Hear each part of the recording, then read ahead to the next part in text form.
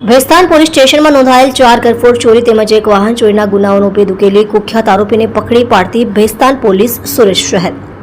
Police commissioner સાહેબશ્રી Surat શહેર તથા અધિક પોલીસ કમિશનર સેક્ટર 2 સાહેબશ્રી તથા નાયબ પોલીસ કમિશનર સાહેબશ્રી ઝોન 6 તથા મદદનીશ પોલીસ કમિશનર સાહેબશ્રી આઈ ડિવિઝન નાઓના માર્ગદર્શન હેઠળ police inspector Shri VL Patel તથા police inspector Shri VM Desai નાઓના ભેસ્તાન પોલીસ સ્ટેશન વિસ્તારમાં બનતા કરફોડ ચોરીના તેમજ વાહન ચોરીના બનાવો અટકાવવા અને શોધી કાઢવા માટે સૂચના અને માર્ગદર્શન આપતા જે આધારે surveillance police sub inspector ST Chauhan નાઓના નેતૃત્વ હેઠળ રાત્રિના સમયગાળા દરમિયાન ભેસ્તાન 3 રસ્તા ખાતે હેડ કોન્સ્ટેબલ દિગ્વિજયસિંહ અજીતસિંહ તથા હેડ કોન્સ્ટેબલ સુનિલભાઈ નાગરભાઈ તથા હેડ કોન્સ્ટેબલ ભરતભાઈ ભેમાભાઈ તથા પોલીસ કોન્સ્ટેબલ બ્રિજરાજસિંહ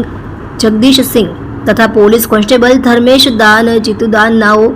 વાહન ચેકિંગમાં હતા। તે દરમિયાન ભેસ્તાન આવાસ તરફના બ્રિજ ઉપરથી એક મોટરસાયકલ ઉપર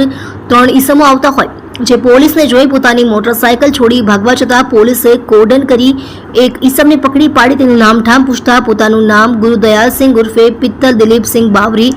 ઉંમર વર્ષ 26, રહે રૂમ નંબર 1-2, ભેસ્તાન આવાસ ડિંડોલી, સુરત શહેર, મૂળ રહે સાબુગઢ આવાસ, ન્યૂ સરકારી આવાસ પાંજરાની સામે ભરૂચના હોવાનું જણાવતા હોય જેને ભેસ્તાન પોલીસ સ્ટેશન લાવી